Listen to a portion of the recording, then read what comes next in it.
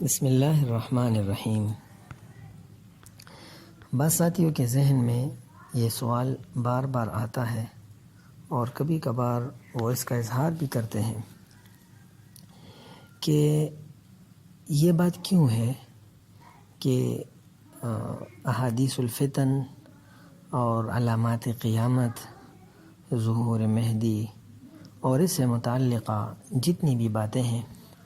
ان باتوں میں یعنی راویان حدیث کا اختلاف بہت زیادہ ہے۔ یہ بات کیوں ہے؟ تو اگر اس بات کے جواب میں ہم جائیں تو اس میں چند باتیں ہیں۔ پہلی بات تو یہ ہے کہ یہ راویان کا اختلاف، راویان حدیث کا اختلاف صرف احادیث الساعہ، علامات قیامت اور امام مہدی سے متعلقہ یعنی روایات میں نہیں، بلکہ ہر قسم کے احادیث میں، چاہے وہ اعمال سے متعلق ہو، چاہے وہ عقائد سے متعلق ہو، چاہے وہ جتنی بھی چیزوں سے متعلق ہو، لیکن جس میں یعنی نقل در نقل بات ہوتی ہے تو اکثر اس کے الفاظ میں اور بسا اوقات یعنی معنی میں بھی، الفاظ میں بھی کافی حد تک تبدیلی آ جاتی ہے، اور الفاظ کی تبدیلی وہ معنی کی تبدیلی پر کچھ نہ کچھ اثر انداز ہوا کرتی ہے۔ اور اس کے بارے میں اگر ہم یعنی قرآن کی روشنی میں اور سیرت کے تناظر میں اس کو دیکھیں تو ایک صاحب وہ اسلام لائے اور مکہ مکرمہ، وہ نبی کریم صلی اللہ علیہ وسلم مکہ مکرمہ سے ہجرت کیا، اسلام لانے کے بعد ہجرت بھی کیا اور مدینہ منورہ تشریف لائے، اور نبی کریم صلی اللہ علیہ وسلم نے اس کو کتابت وحی کی ذمہ داری سونپ دی۔ تو ایک مرتبہ وہ قرآن کی یعنی کتابت کر رہے تھے تو نبی کریم صلی اللہ علیہ وسلم نے جو ان کو کہا علیم حلیم، اور یا کہا تو اس نے کہا عزیز حکیم لکھ دو، تو آپ نے کہا لکھ دو۔ تو اس نے اپنا قلم توڑا اور مکہ سے، مدینہ سے واپس مکہ گیا اور کہا کہ یہ تو عجیب پیغمبر ہے، یہ تو عجیب قسم کی باتیں کرتا ہے، میں جس طرح چاہوں تو اس کو اس طرح پلٹا دیتا ہوں، اور یہ تو صحیح قرآن نہیں ہے، تو اپنی طرف سے کہتا ہے۔ تو اس کے رد میں اللہ رب العالمین نے فرمایا وَمَنْ أَظْلَمُ مِمَّنِ افْتَرَى عَلَى اللَّهِ كَذِبًا أَوْ قَالَ أُوحِيَ إِلَيَّ وَلَمْ يُوحَ إِلَيْهِ شَيْءٌ وَمَنْ قَالَ سَأُنزِلُ مِثْلَ مَا أَنزَلَ اللَّهُ وَمَنْ قَالَ سَأُنزِلُ مِثْلَ مَا أَنزَلَ اللَّهُ، اور یہ کہتا ہے کہ میں بھی اسی طرح اتار سکتا ہوں جس طرح اللہ اتارتا ہے، اور میری طرف بھی وہی ہوتی ہے، یہ تو میں بھی لکھ سکتا ہوں۔ تو حالانکہ یعنی بات اس طرح نہیں تھی، یہ قرآن مجید وہ مختلف لغات میں اترتا تھا، جس طرح کہ ایک دوسری حدیث میں ہے جس کو صحیح مسلم میں، غالباً صحیح مسلم میں حضرت ابی بن کعب رضی اللہ عنہ کی روایت ہے کہ میں ایک مرتبہ مسجد گیا اور تو دیکھا کہ ایک آدمی وہ نماز پڑھ رہا ہے اور ایک آیت تلاوت کر رہا ہے، تو مجھے بہت ناگوار گزری، عجیب تلاوت کر رہا تھا، قرآن کی آیت عجیب قسم پر پڑھ رہا تھا۔ پھر دوسرا آدمی آیا اور اسی آیت کو دوسری طرح پڑھا، تو وہ بھی عجیب قسم کا تھا، تو اس پر بھی میں نے رد کیا۔ پھر تیسرا آدمی آیا، اس نے بھی یعنی الگ طریقے سے پڑھا، وہی ایک آیت، تو مجھے بہت برا لگا، اس پر بھی میں نے رد کیا۔ معاملہ جب نبی کریم صلی اللہ علیہ وسلم کے ساتھ آیا تو نبی اسلام نے فرمایا کہ یہ بھی صحیح ہے، یہ بھی صحیح ہے اور یہ بھی صحیح ہے۔ تو اس بات سے میرے دل میں بہت تنگی آئی، اور یعنی اگر جاہلیت کا دور نہ ہوتا تو میرے دل میں تکذیب کی طرح یعنی عجیب قسم کے خیالات گزرنے لگے۔ تو نبی کریم صلی اللہ علیہ وسلم نے محسوس کیا اور یعنی مجھے میرے سینے میں ایک مکہ دیا، اور تو یعنی مجھ سے یعنی پسینہ پھوٹ پڑا، اور میرے دل میں اللہ رب العالمین کے جلال سے خوف آیا، اور پھر نبی کریم صلی اللہ علیہ وسلم نے فرمایا اے ابی، یہ تو قرآن مجید ایک ہی طرح اللہ رب العالمین نے اتارا ہے، ایک ہی یعنی لفظ میں، لیکن میں نے اللہ رب العالمین سے بار بار درخواست کی تو اللہ نے 7 لغات میں قرآن اتارا۔ تو یعنی اگر ہم اس کو دیکھیں تو جیسے کہ ایک دوسری حدیث میں ہے کہ ابو الدرداء رضی اللہ عنہ ایک آدمی کو قرآن سکھا رہے تھے، تو اس کو کہا کہ ان شجرۃ الزقوم طعام الاسیم. تو آدمی اسیم نہیں پڑھ سکتا تھا، تو اس نے کہا طعام الیتیم. ابو الدرداء رضی اللہ عنہ کا طعام الاسیم پڑھو، تو اس نے کہا نہیں، طعام الیتیم. وہ عجمی تھا، یعنی قرآن نہیں پڑھ سکتا تھا. تو ابو الدرداء رضی اللہ عنہ نے کہا اچھا اسیم کی جگہ فاجر پڑھو. تو اس سے علامہ زمخشری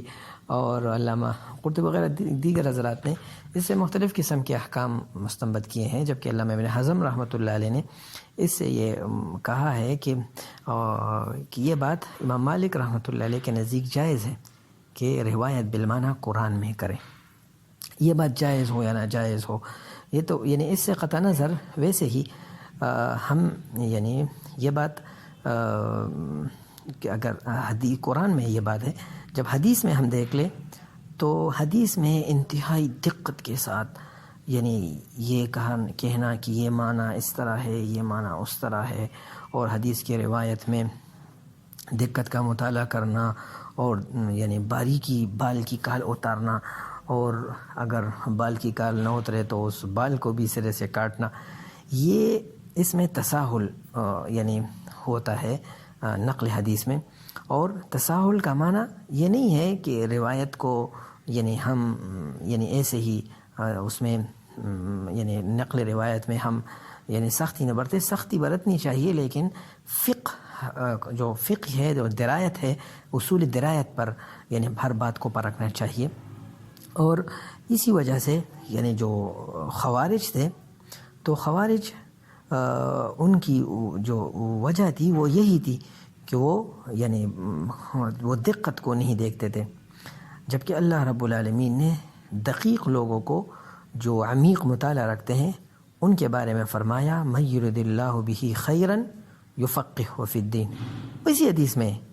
حدیث میں جس کو بخاری نے نقل کیا ہے، من یرد اللہ بہ خیرا یفقہہ فی الدین، اسی حدیث میں فرمایا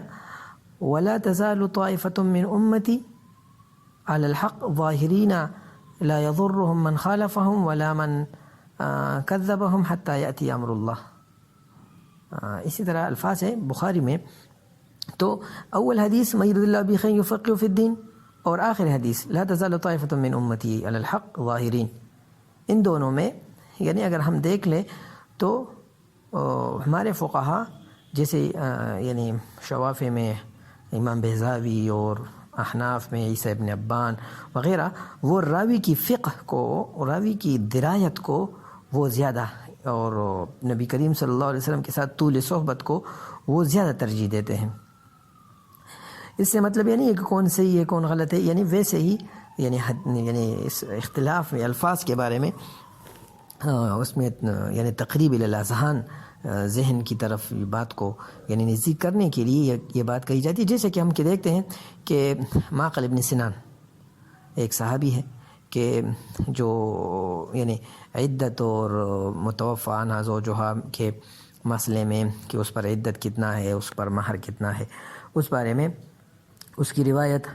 وہ دوسری ہے اور حضرت علی رضی اللہ عنہ کی روایت دوسری ہے. تو ہم یعنی حضرت علی رضی اللہ عنہ کی روایت کو ترجیح دیتے ہیں، جیسے کہ ہم عبداللہ بن مسعود رضی اللہ عنہ کی روایات کو اپنے فقہ میں اکثر مقامات پر ترجیح دیتے ہیں. تو یہ کیوں؟ اس لیے کہ یہ فقیہ ہے، یہ حضرات فقیہ ہیں. تو یعنی ایک یعنی حدیث بیان کرنے کے لیے ایک استنباطی قوت ایک ہونا چاہیے، ایک فقہ ہونا چاہیے. تو اسی کی طرف حضرات صاحب کرام اور ہمارے جو سیر اور یعنی سیر کے ائمہ ہیں اور جو جرح و تعدیل کے ائمہ ہیں، وہ اسی کی طرف دیکھتے ہیں. اور یعنی ہر زمانے میں یہ ہوتا ہے، ہر زمانے میں جو دین کی باتیں ہیں اس میں لحن آتا ہے، دین کی باتوں میں یعنی لحن آتا ہے. جیسے کہ حدیث ہے، ایک حدیث ہے جس کو یعنی کئی حضرات نے نقل کیا ہے کہ قرآن میں بھی بعض لوگوں کے ذہن میں لحن آتا ہے، یعنی کجی آتی ہے بعض لوگوں کے ذہن میں قرآن سے متعلق. تو اللہ رب العالمین بعد میں ہر زمانے میں ایسے لوگوں کو پیدا کرتے ہیں جو اس زمانے میں رائج اشکالات کو اور اس زمانے میں رائج باتوں کو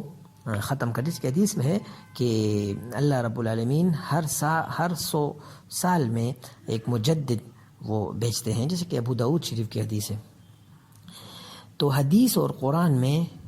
یعنی جس طرح اگر یہ دیکھا جائے تو ہر زمانے میں جن لوگوں نے علم حاصل کیا تو ان کے بعد جو لوگ آئے تو اس میں تعویل ہوا، اس میں تحریف ہوا، اس میں جہل آیا، اور اس میں جہل کی وجہ یعنی غلو بھی آئی. تو اس غلو کی وجہ سے ہر زمانے میں اللہ رب العالمین نے ایسے حضرات بھیجے جو غلو کو اور جو تحریف کو اور جو یعنی مختلف قسم کے غلط قسم کے خیالات کو ختم کر دیتے ہیں. اور یعنی مطلب یہ ہے کہ دین کی باتوں کا میں اصل چیز وہ یعنی درایت ہے، وہ فقہ ہے. اور یہ بات یعنی جو لوگ بھی دین میں چلتے ہیں تو وہ بات انہی کی مانتے ہیں جس میں یعنی روایت کے ساتھ درایت بھی زیادہ ہو. وہ الفاظ کے اختلاف کو اور اس کو زیادہ نہیں دیکھتے، وہ دیکھتے ہیں معنی کو، وہ دیکھتے ہیں مغز کو، وہ دیکھتے ہیں معاصر حالات کو. تو معاصر حالات وہ جب صحیح ہو تو اسی کے مطابق ہو تو اس بات کو مانتے ہیں.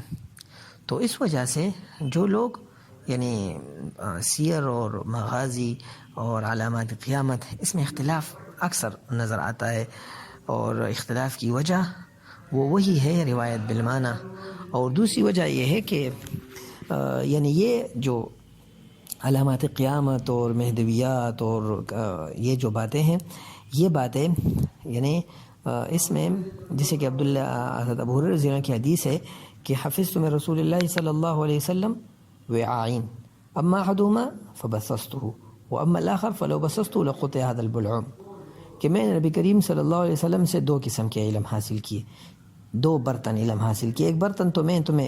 تمہیں نقل کر کے تمہیں خرچ کر دیا، اور دوسرا علم اگر میں خرچ کر دوں تو تم میری گردن کو کاٹ دو. تو یہ بات یعنی